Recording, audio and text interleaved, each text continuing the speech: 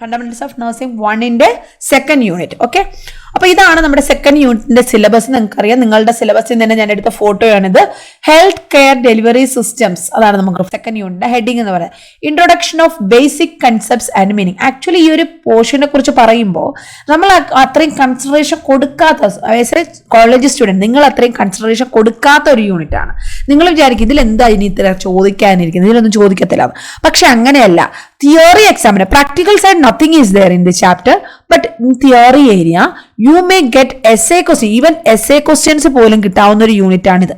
Okay, അത്രയും important ആയിട്ട് essay questions പലതവണ റിപ്പീറ്റഡ് ആയിട്ട് ക്വസ്റ്റ്യൻസ് വന്നിട്ടുള്ള ഒരു ഏരിയ ആണ് ഈ first point, levels of illness prevention. Primary prevention, secondary prevention, tertiary prevention എന്ന് പറയുന്ന ലെവൽസ് ഓഫ് ഇൽനെസ് പ്രിവെൻഷൻ ഉണ്ട്. അപ്പൊ ഈ ലെവൽസ് ഓഫ് കെയറും ഇത് രണ്ടും ഒന്ന് തന്നെയാണ്. ഇത് ടോട്ടലി നമ്മൾ കംപ്ലീറ്റ് ആയിട്ട് പഠിക്കണം. ഇത് essay ക്വസ്റ്റ്യൻസ്, 10 മാർക്കിന്റെ ക്വസ്റ്റ്യൻ, 5 മാർക്കിന്റെ ക്വസ്റ്റ്യൻ, 2 മാർക്കിന്റെ ക്വസ്റ്റ്യൻ, വേണമെങ്കിൽ 1 മാർക്കിനും അതിൽ നിന്ന് വേർഡ് മേക്ക് ചെയ്ത് ചോദിക്കാവുന്ന. പക്ഷെ മെയിൻ ആയിട്ട് നിങ്ങൾ 10 മാർക്കും 5 മാർക്കിനുമാണ് ഫോക്കസ് ചെയ്ത് പഠിക്കേണ്ടത്.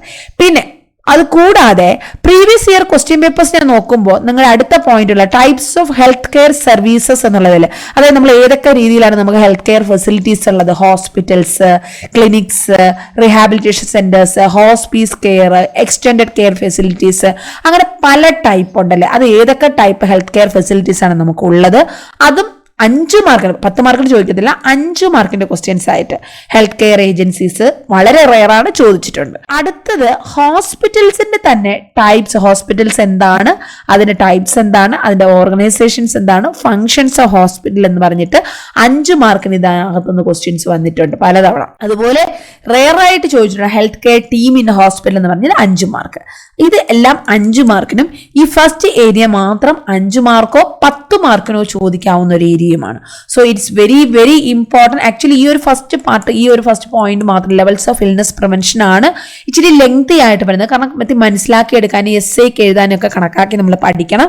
പക്ഷെ ബാക്കിയുള്ളത് നമുക്ക് ഈസി ആയിട്ട് പെട്ടെന്ന് നമുക്ക് ഓടിച്ച് തീർക്കാൻ പറ്റും. Levels of illness prevention. Okay, അപ്പോൾ ആ ഒരു വേർഡിന് എന്താണ് ഡിസീസ് പ്രിവെൻഷൻ അല്ലെങ്കിൽ ഇൽനെസ് പ്രിവെൻഷൻ എന്ന് പറഞ്ഞാൽ, അതായത് ഒരു അസുഖം, നമുക്കൊരു ഇൽനെസ് വരാതെ തടയുക. സാധാരണ നമ്മൾ ഹോസ്പിറ്റലിൽ എപ്പോഴാണ് പോകുന്നത്, അസുഖങ്ങൾ വന്നു കഴിയുമ്പോൾ നമുക്ക് അതിനെ ട്രീറ്റ് ചെയ്യാൻ വേണ്ടിയിട്ട് മാത്രമാണ്, അതിന്റെ സിംറ്റംസ് റെഡ്യൂസ് ചെയ്യാൻ അല്ലെങ്കിൽ അതിനെ ട്രീറ്റ് ചെയ്യാൻ വേണ്ടി മാത്രമാണ് നമ്മൾ ഹോസ്പിറ്റലിൽ പോകുന്നത്.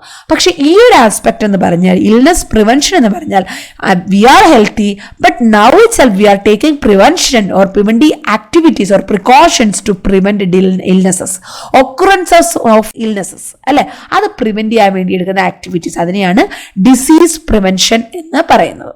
അതിൽ ഫസ്റ്റ് വൺ, അതിൽ ഡെഫിനിഷനാണ് ഇവിടെ കൊടുത്തിരിക്കുന്നത്. നിങ്ങൾക്ക് ഇതിൽ ഏത് ഡെഫിനിഷൻ വേണമെങ്കിൽ പഠിക്കാം. ഫസ്റ്റ് വൺ വേണ്ട, അതിനേക്കാൾ ഇതായിരിക്കും കുറച്ചുകൂടി നിങ്ങൾക്ക് ഈസി ആയിട്ട് തോന്നുക.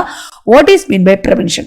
Prevention is the action, okay, ഇതൊരു പ്രവൃത്തിയാണ്, aimed at eradicating, eliminating or minimizing the impact of disease and disability.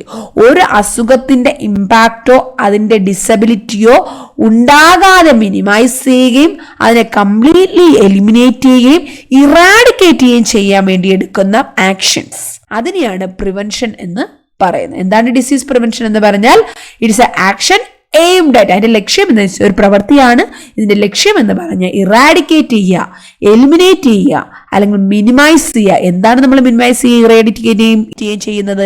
Impact of disease. Okay, disease ഉണ്ടാകുന്നതോ അതുണ്ടായി കഴിഞ്ഞ ആർട്ടിഫിഷ്യൽ കാല് വെച്ച് നടക്കുന്ന കണ്ടിട്ടില്ലേ, അതുപോലെ ആർട്ടിഫിഷ്യൽ ആയിട്ടുള്ള prosthetic restoration of lost part.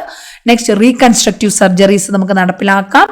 അതുപോലെ സ്യൂട്ടബിൾ മോഡിഫിക്കേഷൻസ്, നമ്മുടെ ലൈഫ് സ്റ്റൈലിൽ വേണ്ട മോഡിഫിക്കേഷൻസ് എല്ലാം വരുത്താം. ഇതെല്ലാം എക്സാമ്പിൾസ് ഓഫ് റീഹാബിലിറ്റേഷൻ ആണ്. Okay, enable timely recovery, restabilize, retrain, remotivate, resocialize, reintegrate. These are the principles of rehabilitation. Suppose 5 മാർക്കിന് റീഹാബിലിറ്റേഷൻ ചോദിച്ചാൽ നിങ്ങൾക്ക് അവിടെ എഴുതാൻ പറ്റുന്നതാണ് പ്രിൻസിപ്പിൾസ് ഓഫ് റീഹാബിലിറ്റേഷൻ.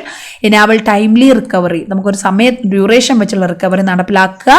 റീസ്റ്റെബിലൈസ് ചെയ്യിപ്പിക്കുക, റീട്രെയിൻ ചെയ്യിപ്പിക്കുക, റീമോട്ടിവേറ്റ് ചെയ്യിപ്പിക്കുക, റീസോഷ്യലൈസ് ചെയ്യിപ്പിക്കുക, റീഇൻറ്റഗ്രേറ്റ് ചെയ്യിപ്പിക്കുക. പിന്നെ റീഹാബിലിറ്റേഷൻ എന്താണെന്നും അതിൻ്റെ ടൈപ്സും നമ്മൾ മെൻഷൻ ചെയ്യുക. അപ്പോൾ ഇത്രയാണ് നമ്മുടെ ലെവൽസ് ഓഫ് പ്രിവെൻഷനകത്ത് വരുന്നത്. ഒന്നുകൂടെ ഒന്ന് പറയാം.